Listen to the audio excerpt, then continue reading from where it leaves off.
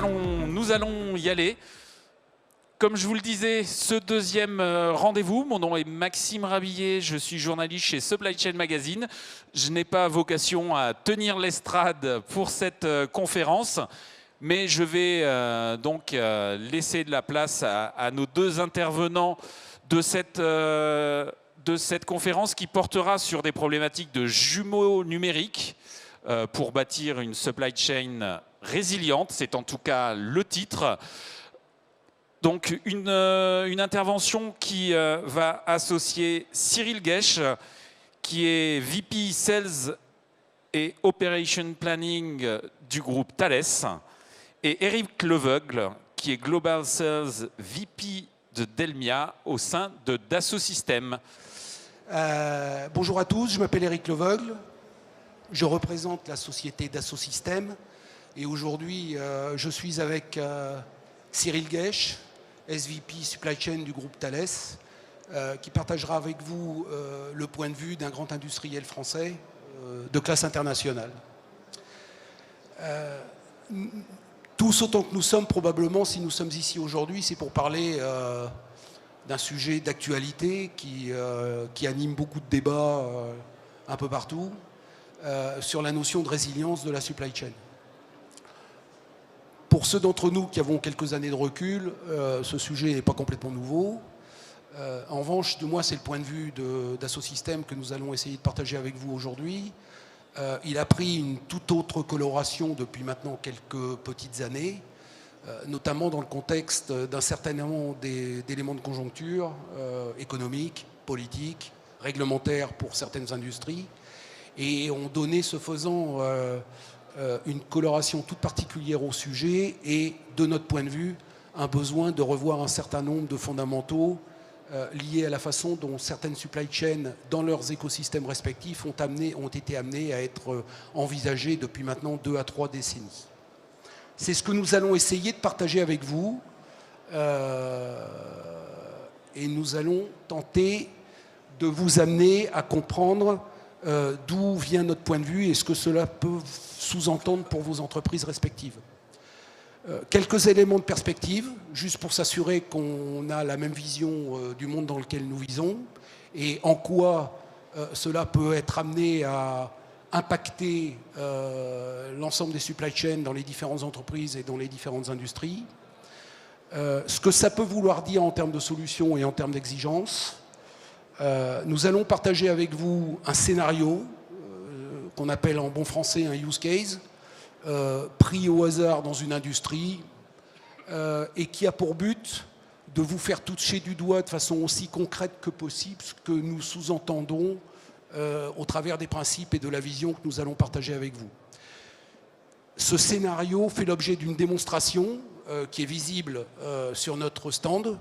Donc pour ceux d'entre vous qui ne l'avaient pas encore fait, si vous souhaitez le visualiser de façon beaucoup plus concrète et opérationnelle, le scénario existe, il est tangible et il est démontrable.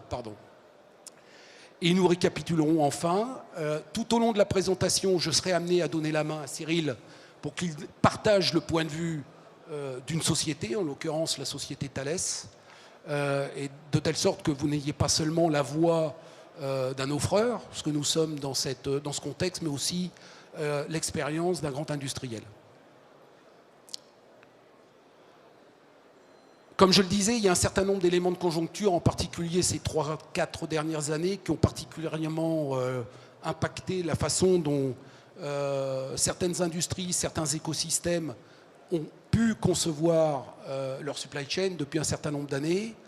Je pense qu'il est presque évident de dire que bon nombre d'entreprises sont amenées aujourd'hui à gérer au jour le jour toute une série d'aléas qui amènent à créer une interaction de plus en plus forte ou une nécessité d'interaction de plus en plus forte entre la notion de planification stratégique et la notion de planification tactique. Historiquement, pour ceux d'entre nous qui avons vécu dans le monde de la supply chain depuis de longues années, on a été amené à parler d'horizon, horizon stratégique, horizon tactique. Nous pensons, nous, que cette notion perd un peu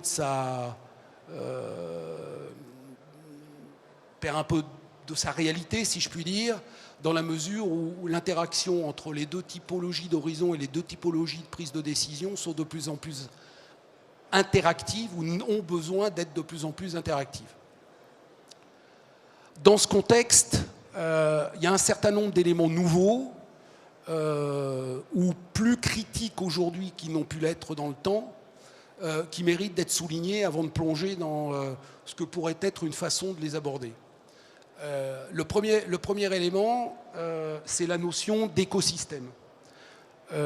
Nous sommes, nous, amenés d'Assosystème dans le cadre d'interactions avec bon nombre de clients ou de prospects et d'industries de façon générale, et ce, à l'échelle mondiale. Nous sommes de plus en plus amenés à devoir travailler avec certaines entreprises sur un environnement qui est l'écosystème de l'entreprise. C'est-à-dire l'entreprise elle-même, son fonctionnement interne, mais aussi son interaction avec l'ensemble de ses partenaires ou de ses sous-traitants.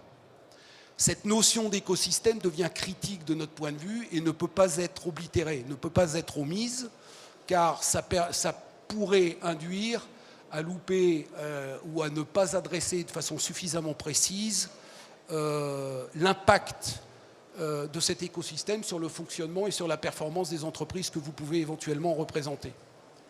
Le deuxième élément qui mérite d'être pris en compte, de notre point de vue, c'est la fréquence des aléas auxquels vous avez à faire face. Je pense là encore que c'est d'une relative banalité que de dire que les situations génèrent les contextes dans lesquels vous êtes amenés à manœuvrer, dans lesquels bon nombre d'entreprises et d'industries sont amenées à manœuvrer, ont à faire face aujourd'hui à une foultitude d'aléas de nature complètement différente. Permettez-moi de prendre un exemple que personne, à ma connaissance, n'avait anticipé, à savoir le manque de profils nécessaires aux activités quotidiennes que vous êtes obligés, que bon nombre d'entreprises sont obligées d'avoir à faire face. Le problème de la workforce, pour parler français, est devenu un problème critique dans bon nombre d'industries, et ce, à l'échelle planétaire, juste à titre d'exemple. Dans ce contexte, Cyril a d'ores et déjà un point de vue à partager quant à l'expérience du groupe Thales. Cyril ? Oui, merci Eric. Donc Cyril Guesch, je m'occupe du SNOP pour le groupe Thales. Donc le groupe Thales est un leader, comme vous le connaissez probablement, en aérospace, défense et sécurité digitale, à peu près 65 000 personnes dans le monde, avec des business models relativement différents entre les activités civiles et les activités militaires. Et ce que je vais essayer de vous présenter, c'est juste quelques éléments de réflexion sur pourquoi s'engager dans une meilleure planification qui pourrait après ensuite générer des marges de maturité en termes d'outils, de jumeaux numériques. Mais moi, je vais me concentrer réellement sur la valeur utilisateur de pourquoi on déploie ces processus, quels sont les roadblocks sur certains endroits. Donc je vais essayer vraiment de balayer assez large, des processus jusqu'aux hommes, en touchant un petit peu aux outils et au change management, et donner la perspective de Thales de pourquoi cette partie de planification est importante. Peut-être un tout petit peu d'histoire. Le groupe Thales fait du SNOP, donc Sales and Operation Planning, en français PIC PDP, depuis relativement longtemps, mais a décidé depuis quelques années de générer et de driver une initiative groupe pour renforcer l'efficacité de ce SNOP au niveau du groupe. Donc pourquoi le faire? Parce que depuis plusieurs années, on voit déjà, et c'est cyclique, avant les problèmes de supply chain, c'était tous les 4-5 ans, tous les 10 ans. Là, on voit qu'on est rentré dans une période d'incertitude relativement importante, et on a ce besoin réellement de s'aligner entre les fonctions, de rendre le futur possible, de connecter les différentes fonctions en temps réel au travers d'un même objectif. Thierry disait gouverner, c'est prévoir. La supply chain pourrait dire la même chose. Décider, c'est prévoir. Et donc sur le SNOP, on est bien sur la planification tactique et stratégique. On n'est pas sur l'opérationnel. Après, on a d'autres challenges qui est l'interconnexion entre le SNOP et la planification opérationnelle. Mais là, ce que je vais vous donner, c'est la perspective tactique et stratégique. Et ce n'est pas quelque chose qui est natif de toutes les organisations. Et le mettre en place requiert énormément d'efforts, mais également énormément de plaisir, en tout cas pour moi. malgré les problèmes qu'on peut rencontrer, techniques, organisationnels. Sur le chemin, c'est vraiment quelque chose qui est hyper engageant pour toutes les ressources d'une entreprise. C'est ce témoignage que je veux avant tout vous donner. Donc le SNOP, je pense que la majeure partie d'entre vous le connaissent, mais néanmoins, pour rappel, c'est un processus qui est basé autour de 5 étapes, qui sont relativement structurées, qui sont d'une discipline relativement militaire et d'une simplicité en termes de processus qui est quand même très forte. La difficulté, c'est comment on le fait marcher, comment on fait bouger une organisation, comment on transforme un sales plan en demand plan, comment on fait travailler les achats avec la production. C'est réellement comment on rend le futur possible à partir du moment où on a des perspectives d'augmentation de vente, comment on fait en sorte qu'on exploite tout ce potentiel et comment on fait en sorte qu'on délivre une planification qui soit en lien avec les enjeux business. Et j'irais même jusqu'à dire que le SNOP, ce n'est pas un processus supply chain, c'est un processus business qui est porté par la supply chain la plupart du temps, mais qui est là pour répondre à des attentes business, donc des attentes avant tout orientées clients. Et c'est ce qui est le plus compliqué à faire, c'est rassembler tous les morceaux, tous les maillons de la supply chain pour que lors des 5 revues qui aboutissent à un exec SNOP, on prenne des décisions et qu'on ne discute pas sur l'état actuel des problèmes. Donc voilà, le SNOP, c'est là pour prendre des décisions, c'est là pour se projeter, c'est là pour rendre le futur possible, pour planifier dans l'inconnu et dans une partie d'inconnu. Et c'est là où je rejoins un peu le dialogue d'Éric sur comment on le fait après, une fois qu'on a décidé de le faire. La plupart des grandes entreprises et même des plus petites entreprises ont déjà implémenté des démarches SNOP et beaucoup sont à un niveau très avancé qui délivrent du cash, qui délivrent des réductions de stock, qui délivrent des augmentations de revenus. Voilà, j'ai rencontré pas mal de use cases dans l'industrie où effectivement les attentes étaient délivrées en termes de monnaie sonnante et trébuchante. Mais il n'y a pas que ça. Il y a aussi comment on génère une meilleure adhésion à l'intérieur d'une entreprise vis-à-vis d'un objectif client et comment on le fait remonter sur toutes les maillons de la supply chain amont, ce qui fait grandir l'entreprise en termes de maturité. Merci Cyril. Bon, on va déjà pas tenir les temps, ça paraît clair, donc je vais me permettre d'aller un petit peu plus vite. Je pense qu'on a compris à ce stade qu'au vu des éléments de conjoncture, au vu des objectifs qu'on peut être amené à se fixer, entreprise par entreprise, on va parler d'une transformation d'entreprise. Et pas simplement d'une optimisation de certaines activités au sein de l'entreprise. Et qui dit transformation d'entreprise sous-entend de définir concrètement les quelques grands principes qui mériteront d'être visualisés pour servir de fil conducteur à cette transformation. On aimerait à ce stade partager avec vous 2 principes ou 2 objectifs fondamentaux, la notion d'agilité et la notion de visibilité. Agilité dans une optique de pouvoir réagir, voire anticiper un certain nombre d'aléas qui peuvent apparaître tout au long de l'existence des opérations d'une supply chain au sein de son écosystème. Et la notion de visibilité, parce que sans la dite visibilité, on n'est pas en mesure de pouvoir être agile parce qu'on ne sait pas dans quel environnement on opère, si je puis dire. Pour autant, une fois qu'on a défini ces principes ou ces objectifs d'agilité et de visibilité, il y a un certain nombre de capabilities ou de capacités sur lesquelles il convient de se reposer. Vous remarquerez que je ne parle pas de produits à ce stade. Et c'est volontaire. C'est pas qu'on n'en a pas, mais il faut, de notre point de vue, pas brûler les étapes. Et il y a 2 capacités essentielles. La notion d'acquisition de données temps réel, provenant de différentes typologies, dimensions, côté demande, côté fournisseur, côté usine, côté production, côté ressources humaines, toutes dimensions possibles et imaginables, des éléments de conjoncture, mise dans un environnement qui leur permet d'être exploitables. Et là est le premier challenge selon toute vraisemblance, en fonction du niveau de maturité dans lequel les uns et ou les autres pouvaient être d'un point de vue de vos entreprises respectives. Et la deuxième dimension, la deuxième capacité essentielle, et là Cyril l'a déjà abordé, c'est que ce n'est pas le problème d'une fonction au sein de l'entreprise qui s'appelle la fonction supply chain, par exemple, mais c'est bien le problème de toute l'entreprise et donc nécessite la mise en place d'un certain nombre de capacités collaboratives, transversales, basées sur des processus bien compris au sein de l'entreprise, amenant à faire travailler ensemble l'ensemble des fonctions critiques de la dite entreprise et idéalement au sein de son écosystème. Et quand je parle d'écosystème, encore une fois, je parle de partenaires, je parle de sous-traitants et, le cas échéant, je parle de clients, bien évidemment. Cyril, c'est à moi. Qu'est-ce que ça veut dire dans le cas de Thales? J'ai bien compris le message, il faut que je fasse plus court.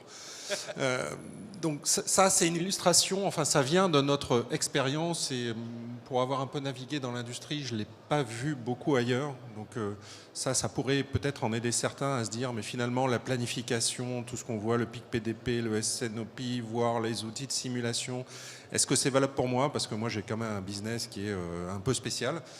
Je pense qu'on ne peut pas faire beaucoup plus spécial que la variabilité, la diversité des business au sein du groupe Thales. Qu'est-ce qui fait la différence ou la communauté de planification entre les cartes bancaires que vous avez dans votre portefeuille, des grands radars de surface ou les instruments station de vol du cockpit de l'A320. Voilà, c'est quelque chose qu'il faut prendre en compte, la diversité du business. Il ne faut pas chercher à appliquer un modèle qui existe ailleurs à 100%, même si c'est un modèle APIX. Voilà, il faut chercher vraiment à coller au gène de l'entreprise et ce qui fait sa force, ce qui fait la force du business.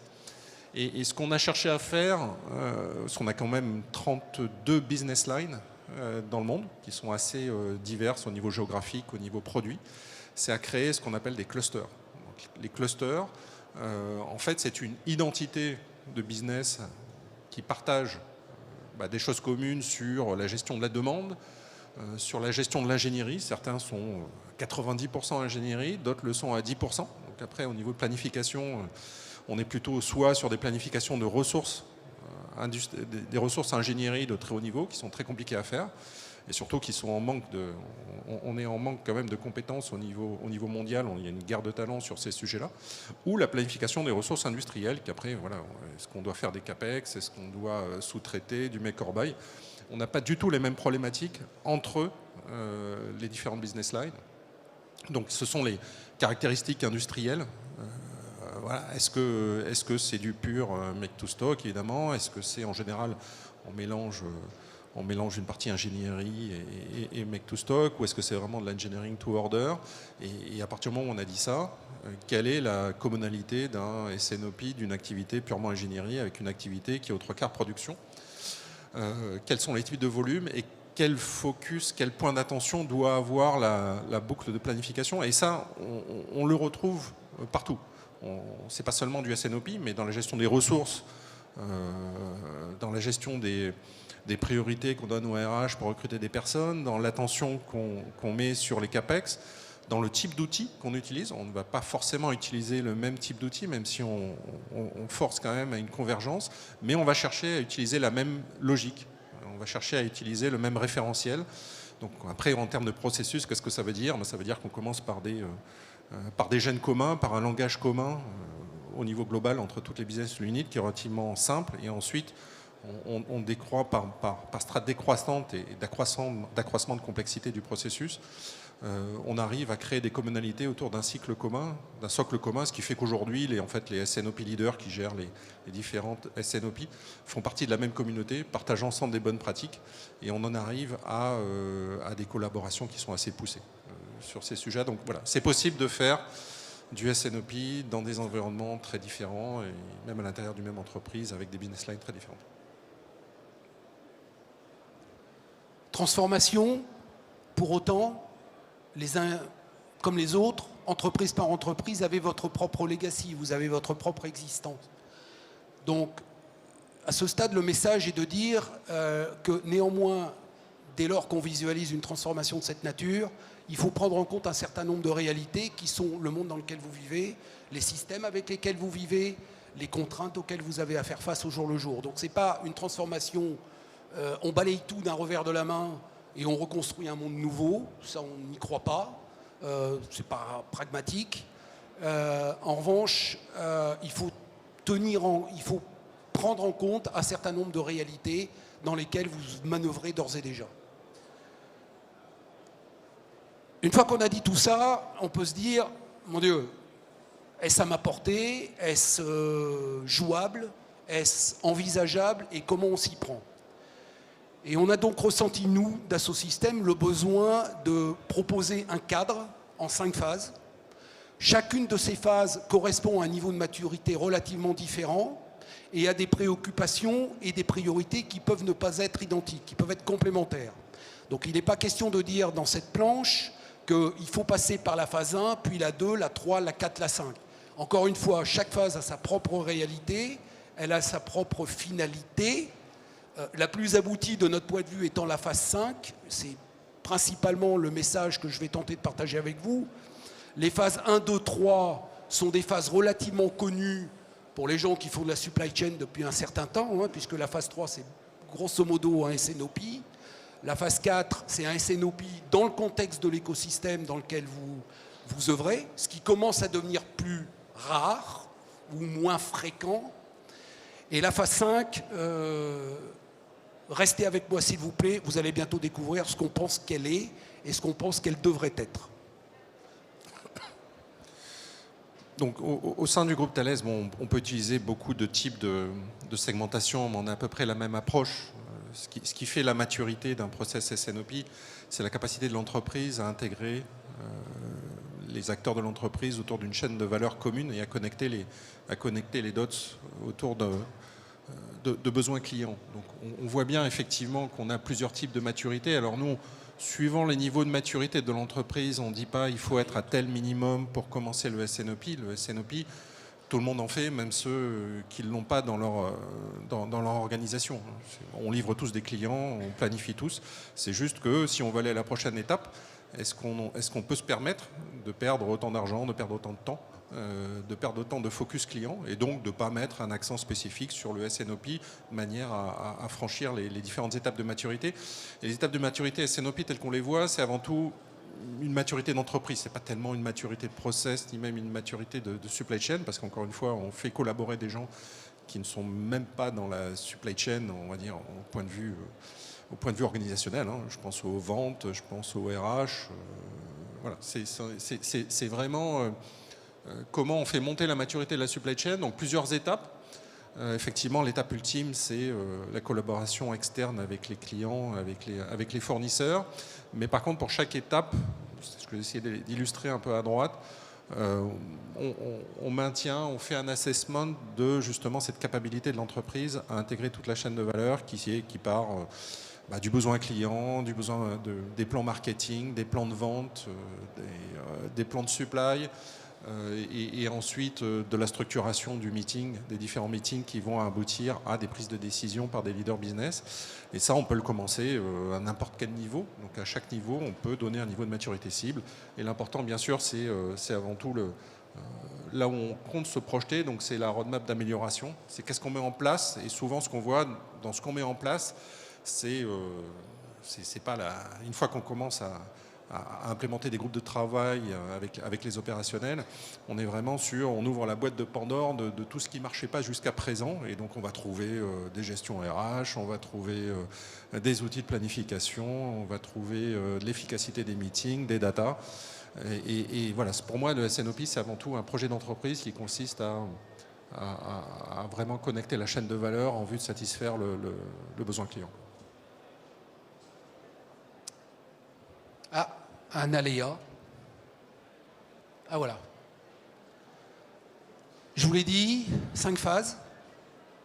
Les 3 premières sont relativement classiques pour ceux d'entre vous qui œuvraient dans le monde de la supply chain depuis des années. L'étape 3, c'est fondamentalement le SNOP. L'étape 4, on y parle beaucoup plus des SNOP dans l'écosystème de l'entreprise que vous représentez. Donc encore une fois, côté partenaire, côté fournisseur, sous-traitant, mais aussi potentiellement côté marché. Et là, ça devient beaucoup plus compliqué si on accepte la notion de temps réel et d'aléas permanents, amenant à devoir se doter des mécanismes qui permettent de prendre des décisions de façon aussi automatique ou automatisée que possible, et néanmoins de prévoir les mécanismes d'exception qui sont nécessaires, parce que personne n'est capable aujourd'hui d'anticiper tous les aléas possibles. C'est beaucoup de process, c'est beaucoup d'orgas, c'est de la techno bien évidemment, et c'est cette combinatoire des trois qui permet d'aller à ce niveau 4 de notre point de vue pour tenter de faire que ça puisse fonctionner au niveau d'un écosystème. Et enfin, l'étape 5. Et là, c'est le gros message de Dassault Systèmes et la conviction qui est la nôtre, c'est que même en faisant ça, et le use case que vous pourrez voir sur notre stand, si vous souhaitez vous y rendre, le mettra en exergue, c'est qu'en ayant fait tout ça, on n'aura toujours pas, de notre point de vue, permis d'atteindre le niveau d'efficience que vos dirigeants, que les dirigeants en général sont susceptibles d'attendre d'une supply chain au service de l'entreprise aujourd'hui. Le message que nous tentons de partager avec vous aujourd'hui, c'est la nécessité d'une plus forte collaboration entre trois mondes au sein de l'entreprise.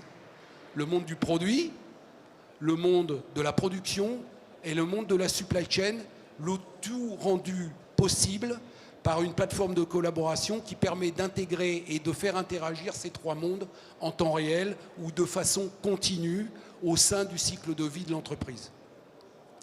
Ce dont je parle ici n'existe pas ou peu dans bon nombre d'entreprises, ou du moins n'a pas été mis en œuvre de façon opérationnelle, du moins à notre connaissance. C'est pour autant l'ambition que nous, en tant qu'offreurs, nous portons, liée à l'expérience que nous avons d'ores et déjà acquise côté produit. Un avion, aujourd'hui, dans l'industrie civile, est complètement numérisé, non seulement quant à son design, mais quant à sa façon de fonctionner. Donc on sait aujourd'hui, grâce à des technologies et des techniques telles que celles que j'évoque ici, on sait anticiper les processus de maintenance qui sont longs et sophistiqués d'un avion.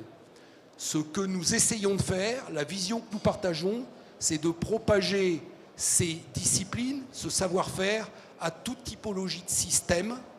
Une entreprise est un système au sein de son écosystème, appliqué aux trois dimensions de l'entreprise que sont, comme je l'ai dit, le monde du produit, le monde de la production du dit produit et sa supply chain associée. Je répète, à ce stade, ça peut rester conceptuel, je l'entends, je le comprends, je suis passé par là, et c'est pour ça que nous avons à votre disposition une démonstration sur un cas d'usage qui est disponible sur notre stand si vous le souhaitez. Thalès. Il faut que tu reviennes en arrière. Un chart. Voilà, encore. La suivante. Pardon. Ouais. Ok, donc je vais mettre un petit peu d'humain dans ce monde de process. Pourquoi ? Parce que c'est excessivement important et parce que pour nous, c'est vraiment on se rend compte que c'est vraiment ce qui fait marcher à la fois les process, les outils, qui se fait embarquer toute l'entreprise. Je mettrai juste on a parlé de collaboration cross-fonctionnelle. Bien sûr, dans la collaboration, chaque pictogramme que vous voyez sur des fonctions, ce n'est pas des contributeurs, ce sont des leaders. Et souvent, on a du mal à les faire considérer comme des leaders qui intègrent la chaîne de valeur, qui doivent délivrer les bonnes datas, les bonnes décisions, qui doivent avoir un niveau d'exigence extrêmement élevé.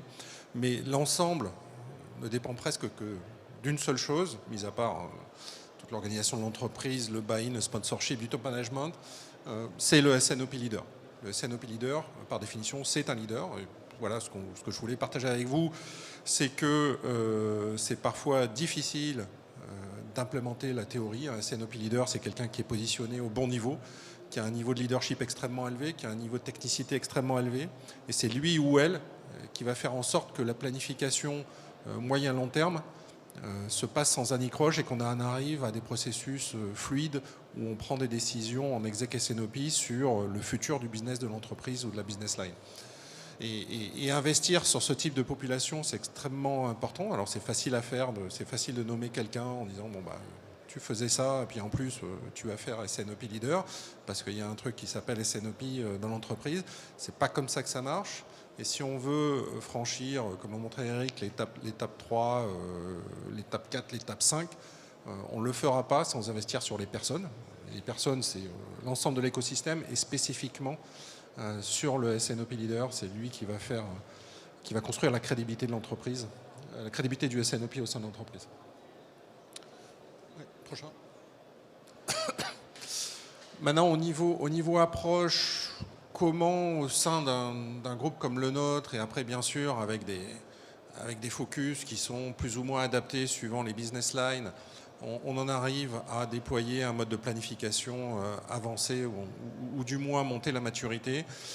Déjà, c'est en faisant des choses simples et en communiquant sur toujours les mêmes piliers et des piliers qui recouvrent l'ensemble des problématiques de l'entreprise. Donc, les process et rôles, ça paraît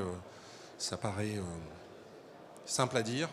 Et si on n'a pas une exigence élevée sur oui, on va partager les mêmes process, oui, on va partager le même langage, et encore une fois, dans des entreprises où on a une diversité de business lines qui est très importante, tout concourt à ce que ce qui n'est pas inventé ici n'est pas applicable ici.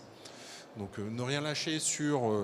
et tant qu'on n'a pas cette partie-là, ce cœur de fonctionnement en commun, encore une fois, je l'ai dit tout à l'heure, en donnant quand même une capacité de flexibilité pour s'adapter à quelques business models, on n'en arrivera jamais à déployer un système d'assessment, comme je vous l'ai montré, avec des maturités, un système de formation extrêmement ambitieux. À peine on avait... Et encore une fois, tout dépend de... C'est un bon indicateur, la formation, parce qu'on ne peut pas forcer les gens à se former.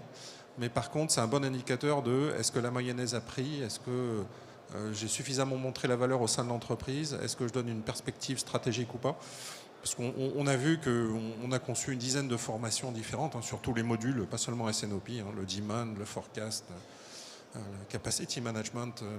Et à peine on a ouvert les vannes de ces formations, on a eu plusieurs milliers d'inscrits. Donc on a suscité, et c'est comme ça qu'on mesure aussi le succès d'un module de planification, d'une transformation de la planification au sein d'une entreprise. Les data et les outils, c'est extrêmement important. Je l'ai bien mis dans cet ordre-là, pour être sûr qu'on a une gestion de la data qui permettra d'aller au prochain niveau d'outils. Et pour cela, on a conçu une roadmap qui commence par de la simplicité, faire mieux avec l'outil qu'on a, faire plus avec l'outil qu'on a, et après, éventuellement, une fois qu'on veut aller sur le niveau de planification supérieure, passer à l'autre génération d'outils, mais voilà, c'est être bien conscient du chemin, lier en fait les data, les outils avec la maturité du process, de manière à ce que quand on implémente l'outil, on a un retour sur investissement qui est bien plus important.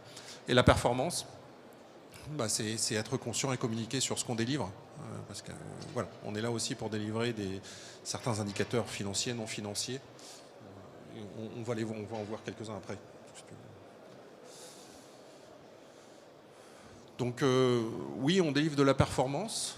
Alors il y a des bénéfices tangibles et on en mesure beaucoup, on challenge les entités. C'est aussi un moyen de faire grandir la maturité. C'est pas simplement je réduis les stocks pour réduire les stocks. Pour moi, réduire les stocks, d'ailleurs, c'est pas que les stocks, c'est les stocks, les encours, les stocks stratégiques. Donc c'est réduire toute la partie inventaire. Ça donne un niveau d'exigence où ça force entre guillemets les entités à demander plus et plus vite en termes de processus, en termes d'outils, parce qu'au bout d'un moment, on se rend compte que on n'a pas ce qu'il faut pour délivrer plus. Mais bien sûr, on a une quantité d'autres indicateurs qu'on met en place. Néanmoins, on verra après en conclusion quels sont les trois qu'on retient et sur lesquels on se fixe tous les mois.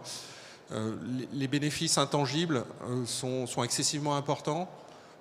Et la manière de le mesurer, pour moi, c'est l'appétence des business. Alors cette fois, on parle de personnes qui sont à l'Excom Group, de personnes qui sont dans de nouvelles entités, qui entendent parler de cette initiative, qui voient les bénéfices de l'extérieur et qui sont demandeurs de plus. Donc, moi, je me mets aussi dans une situation d'offreur de service. Mon client, c'est l'entreprise. Et quelle est l'appétence des leaders du groupe pour en faire plus et générer plus de meilleurs process, de meilleurs outils et de meilleure planification.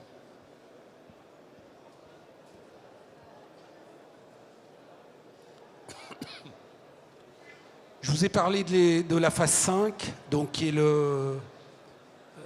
d'ambitionner une meilleure collaboration, une meilleure intégration entre les trois mondes, le monde de l'ingénierie, le monde de la production et le monde de la supply chain.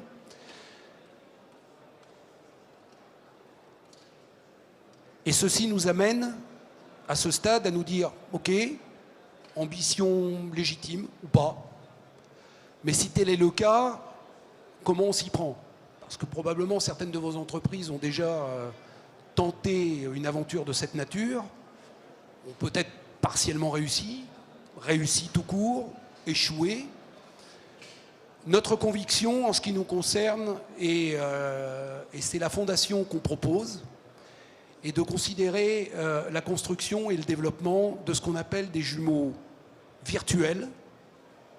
En français, jumeaux virtuels par opposition ou en complément à ce que certains pourraient appeler des jumeaux digitaux. En anglais, digital twin versus virtual twin.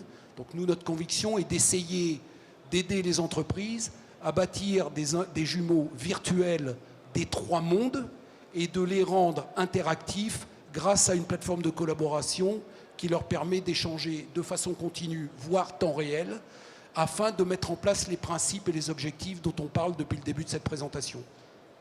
Et de cette ambition, si je puis dire. Alors, juste un tout petit peu de sémantique, non pas que je veuille me positionner en tant que formateur ou consultant. En ce qui nous concerne, la notion de jumeau virtuel est une notion dynamique, peut-être par opposition à ce que certains appellent un jumeau digital ou un jumeau numérique, qui est une notion, de notre point de vue, un petit peu trop statique. Qu'est-ce que ça veut dire dynamique? Ça veut dire que certes, l'approche part d'une velléité de modéliser un système. Encore une fois, comme je le disais, une usine, c'est un système, une supply chain, c'est un système, un produit, c'est un système. Les trois doivent coexister, bien évidemment, qu'on soit d'ailleurs dans l'aéronautique, dans l'industrie de défense, dans l'agroalimentaire, dans la grande distribution, les mêmes principes s'appliquent de notre point de vue. Le modèle est dynamique dans le sens où il est alimenté des données de contexte dans lequel il opère au jour le jour. Un exemple, un aléa sur une ligne de production est ce que j'appelle un élément de contexte. Une rupture fournisseur est un élément de contexte. Tout ça peut avoir des implications dans l'ensemble des trois dimensions de l'entreprise que j'évoquais précédemment. Et c'est ce qui nous anime quant à l'ambition qu'on partage avec vous aujourd'hui. Je répète, c'est une ambition. Aujourd'hui, pour mettre en place une transformation, une vision de cette nature, il y aura bien évidemment des étapes qui dépendront bien évidemment du niveau de maturité dont Cyril parle beaucoup et des environnements dans lesquels vous opérez aujourd'hui. Si on cherche à illustrer ce dont je parle, j'ai essayé avec les équipes de trouver une façon de représenter l'ambition dont je parle de façon la plus simple ou la plus imagée possible. Donc on parle d'un Rubik's Cube. Le Rubik's Cube, c'est la plateforme de collaboration permettant l'interaction entre les trois mondes dont je parle, qui sont sous-tendus par les modèles virtuels, par les jumeaux virtuels dont je parle. Dans le domaine du produit, on y est. Technologiquement, nous, Dassault Systèmes, on est d'ores et déjà habitués à y faire face depuis de longues années dans bon nombre d'industries. Dans le domaine de la supply chain, de façon relativement isolée, si je puis dire, on parle beaucoup de jumeaux numériques depuis un certain nombre d'années. Dans le domaine de la production, c'est peut-être un peu plus innovant. Et c'est la collaboration des trois qui nous permettra, du moins on l'espère, d'atteindre le monde idéal dont on essaie de vous en donner l'appétit aujourd'hui, ce matin, à l'occasion de cette présentation. Comme je le disais, on a bâti néanmoins un cas d'usage pour tenter de vous faire toucher de façon aussi concrète que possible ce dont on parle. Donc ce cas d'usage a été segmenté, a été organisé de telle sorte que vous puissiez suivre à l'écran, à l'occasion d'une démo, les différentes étapes de maturité qui permettent d'aller chercher la vision dont on parle. Donc là, vous voyez les différentes briques qui, d'un point de vue système d'information, peuvent contribuer à l'atteinte du modèle dont je parle. Si vous vous souvenez, j'ai parlé de 4 phases. Oups.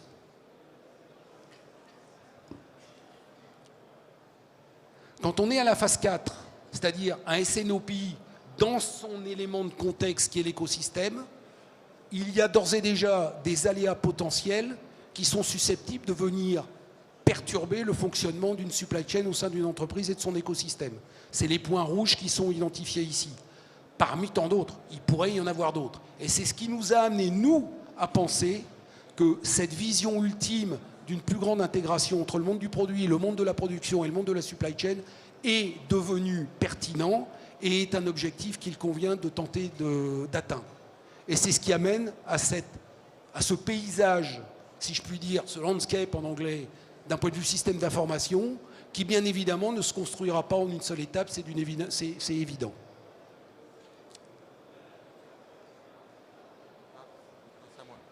Fournir une fois en arrière. Récapitulons. Je parlais tout à l'heure des indicateurs. Ouais, c'est là. Pardon. Vas-y. Oups, voilà. Je parlais tout à l'heure des indicateurs. Donc on en a plusieurs. Hein, bien sûr, après, chaque étape du SNOP a son propre set d'indicateurs. Mais au niveau de l'entreprise, voilà ce qu'on suit, sur lequel on challenge les entités. Bien sûr, la partie inventaire est importante, mais pas tellement, c'est la partie de droite, pas tellement l'inventaire qu'on a aujourd'hui, mais la capacité à se projeter. Quels sont les inventaires que j'aurai, que je veux avoir dans 1 an, dans 2 ans, dans 3 ans. Encore une fois, c'est à la fois les stocks fournisseurs, les encours, les stocks stratégiques.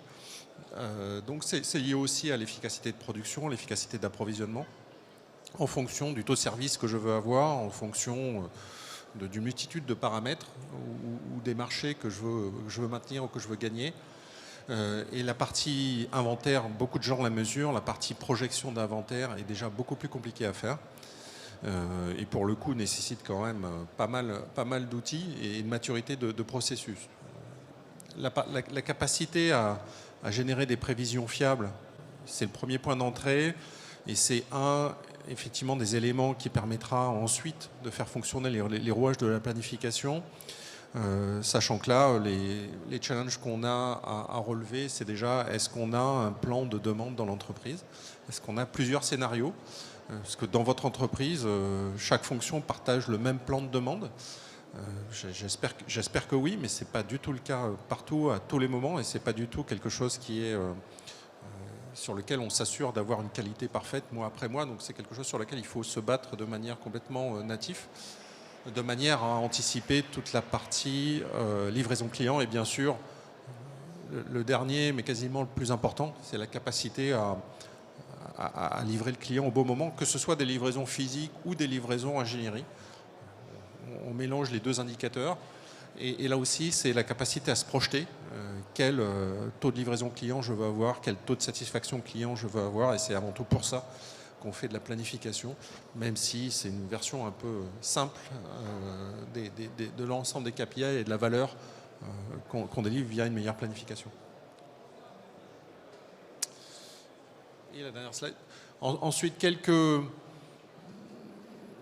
quelques éléments, pas forcément dans le bon ordre, pas forcément tous importants, mais si on ne commence pas par le top de l'entreprise, si on n'a pas le PDG qui est engagé à un minimum l'excom, ce sera très compliqué de faire progresser la maturité de l'entreprise sur cette boucle planification.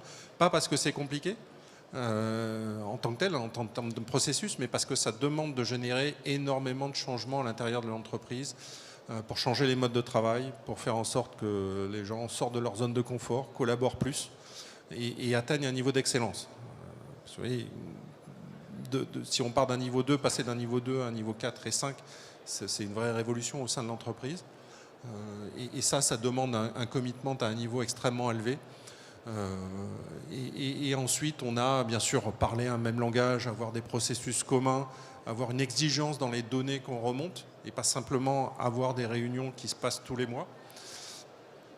Et puis, voilà, prendre le temps également d'avoir une perspective long terme, de naviguer entre de l'opérationnel court terme et du stratégique très long terme, de ne pas limiter les décisions à des décisions opérationnelles, de faire les allers-retours à la fois dans les fonctions, du bas de l'entreprise vers le haut de l'entreprise. C'est tout ça qui fait grandir une organisation et qui permet à un moment donné de passer des étapes qui vont faire qu'on sera prêt pour certains outils, certaines simulations et certains benchmarks. Et en tout cas, c'est la manière, je pense, c'est le chemin que prennent les entreprises qui atteignent les plus hauts niveaux de maturité et qu'on voit souvent dans les hauts des classements en termes de supply chain. Merci Cyril. Permettez-moi de récapituler. J'espère ne pas vous avoir perdu. Encore une fois, comme je l'ai dit précédemment, cette notion de Rubik's Cube, cette notion de cohabitation plus intime entre les trois mots fondamentaux d'une entreprise, le monde de l'ingénierie, le monde du produit, le monde de la production, le monde de l'usine et le monde de la supply chain, et de notre point de vue, l'ambition dont il convient de se doter au vu des éléments de conjoncture. Comme Cyril l'a expliqué, c'est une véritable transformation d'entreprise. Ça n'est pas le problème unique d'une fonction au sein de l'entreprise, qui est en général la fonction supply chain. Et pour ce qui nous concerne, nous pensons que c'est une combinatoire entre de la technologie, bien évidemment. C'est ce que nous prodiguons quand nous parlons de jumeaux virtuels, mais aussi de ressources humaines. Ça a de gros impacts sur les typologies de profils au sein des entreprises pour appréhender les différentes transformations dont on parle, et l'aspect processus end-to-end, bout en bout, amenant finalement peut-être la fonction supply chain des entreprises à devenir une fonction fédératrice au sein des dites entreprises et de leurs respectifs écosystèmes. Encore une fois, merci beaucoup pour votre attention. On a essayé de tenir les temps, ça a été ric-rac. Les principes que nous partageons avec vous, comme je l'ai déjà dit, sont visualisables. Nous avons travaillé sur un cas d'usage d'une industrie prise au hasard, ça aurait pu en être une autre, et qui permet de toucher du doigt concrètement ce que ça peut vouloir dire, bout en bout, que de faire cohabiter, grâce à une plateforme de collaboration, les trois mondes dont j'ai parlé précédemment. Merci pour votre attention.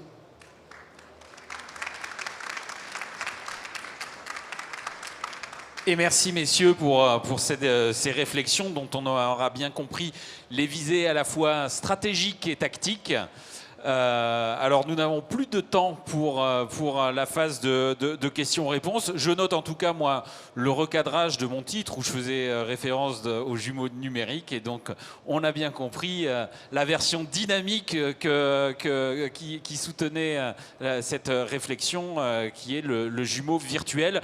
Je vous inviterai plutôt à aller creuser comme Éric Leveugle l'a dit, à aller creuser la chose directement sur le stand de Dassault Systèmes, qui est le stand E32, pour poursuivre cette discussion. Merci messieurs.